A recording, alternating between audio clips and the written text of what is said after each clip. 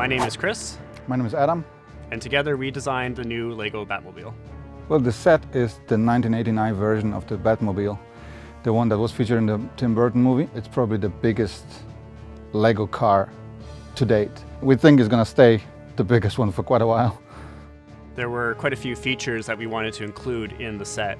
There's two weapons that pop up in the hood of the car, just like it does in the movie, where the kind of like top lids blow off. And we have the canopy that is actually tilted but still moves forwards and backwards. We made a brand new front wheels for it because we wanted to make it to scale with the tumbler, and the rear wheels of the 1989 Batmobile are the same wheels that the tumbler uses in the front. So we made a completely new steering system so that actually moves the wheels out of the way so we could have real nice and tight wheel wells. When we were developing this model, there's a lot of other graphical details that we needed to have, as well as the characters. So that's where we work with our graphic designers on the superheroes team, such as Ioana, who did a lot of work on this model.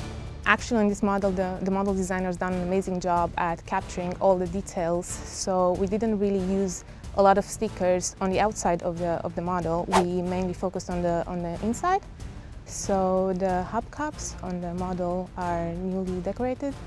The cockpit, which is a new element, we decided to decorate it just so we can get a more accurate cockpit. It's quite heavily detailed. And also the steering wheel. It's a decorated element and it's accurate to the car in the movie. It's a big black thing, so to break it up we had to use some color on the inside. So basically the frame and the whole guts of the model are just an explosion of color and shapes. And if you look at the parts list by itself, it looks nothing like a car. The only giveaway is the wheels. Other than that, there's like literally nothing. You can see that we pushed the system to the limit and the bricks to the limit. There are three minifigures going into this set. It's Batman, obviously, is the Joker, and Vicky Bale. All of these are new figures, they're exclusive. Batman comes with a pretty cool cape, and Vicky Bale comes with new torso printing, leg printing, and her camera.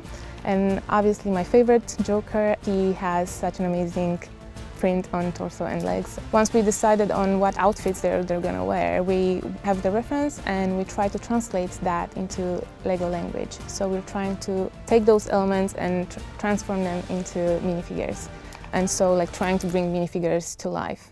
We made a new cowl and cape, so it looks just like how it did in the movie.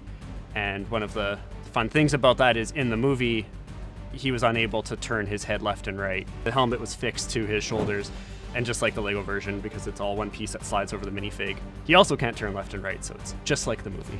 So the process for designing this model was to get every screenshot, watch the movie, any reference that we could get from different angles of the different details in the car. And then once we had the main shape locked out, because there was multiple of us working on this model, we kind of just started taking different sections and working on them at a time. So I remember I started on the very back, and then from there I started working my way forward towards the front. And I did the exactly opposite. You started in on the other front side. and we met in the middle, and I basically put the cockpit on top of it.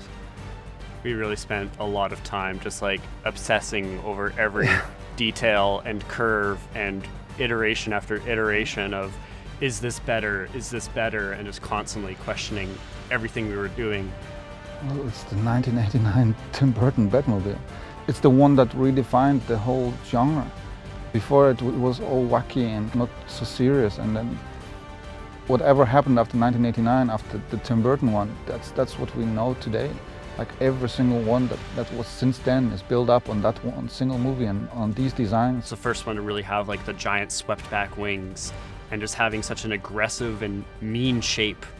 Is it even a car? Like it's so like revolutionary for its time too, of like the design language is just so unique and defining, and it just screams Batman. We both watched Batman, the TV show and the movies when we were kids, and so to be doing this now is just a dream come true.